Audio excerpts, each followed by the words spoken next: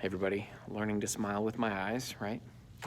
I'm here in the sanctuary. I'm sitting in my usual spot that my family sits in on Sunday mornings. I don't know, just thinking, reflecting a little bit. And, I'm the only one here, so I'm going to take this off for a minute. Guys, this isn't easy. And I don't know, I just felt like I wanted to sit down and just kind of talk with you for a minute and just point out the fact that this isn't easy. And as it continues to stretch on and looks like it's not over anytime soon, it's complex, it's challenging, it's difficult. And I think all of us are feeling it in different ways. We have different things that we're afraid of or worried about. We have different levels of grief and different stages of grief about the things we've already, opportunities we've missed out on or whatever it is. And we all have different opinions about how to move forward. And one of my biggest fears through all this is just the disunity that can come from the church in this time. And I don't know, it's disheartening. It's disheartening. And I think what I've just been reflecting on is this idea of really asking the big question of, what makes the church the church? What makes us be able to call each other brothers and sisters? That's not a throwaway metaphor. That means something. That's a spiritual family.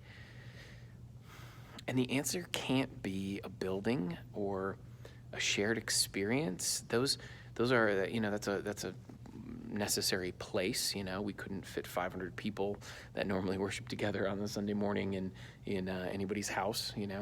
So we need a place, and that's good. And the shared experience, not just of worshiping together, but also, just chatting before and after service and seeing one another and knowing that we have a place to belong because we see these people, and when we see them out around town, grocery shopping or whatever, it's like, oh, I know them. All those things are real things and they're good things, but none of those things are what make us the body of Christ. None of those things are what make us brothers and sisters. There's something else going on, right? It's deeper. It's a spiritual thing. It's more significant than that. And so, by and large, the building is closed for a lot of our normal activities right now, and that feels hard. It feels frustrating. And for the things that it is open for, like, we've had a couple of Sundays now of gathering together, and I'm just gonna be honest, like, it's just not the same. I'll also be honest and say is better than I thought it was going to be. I think it's actually less awkward or weird than I originally thought it might be. Wearing a mask the whole time isn't a huge deal. It felt good to sit down and be with other people and worship together, even though it was modified from sort of what normal is. But that's part of it, guys, is just being as honest as possible. Like, normal isn't really a thing anymore.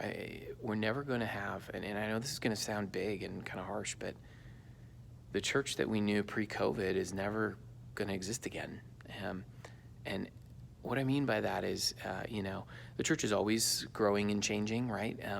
There's people who move into town. There's people who move out of town. There's, all those things happen. And so there's people who we love who have moved out of Rochester since pre-COVID, and we won't see them back here, and that's sad. I mean, we miss them already, and there's new people who are coming, which is exciting, and it's great. And just the reality of our world right now is things aren't going to be the same as they were. This is not an intermission. This is a disruption. And I just, for somebody who is, if you know me, inherently positive, overly positive at times, I'd rather be realistic. It's never going to be the same again. And that's okay, because, and that's hard for me to say that it's going to be okay, but it is. And I think the reason is because God has a plan for all this. I mean, this disruption, this pause, is a big worldwide thing that we're all experiencing together, and there's no way that God doesn't have plans for this.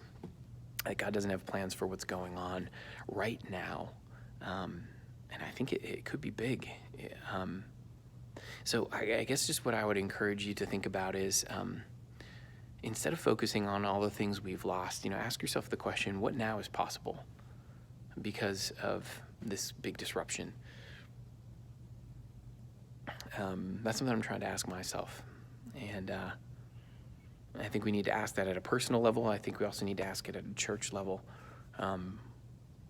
So anyway, none of this means I miss y'all any less, or that I do any less wishing that things could go back.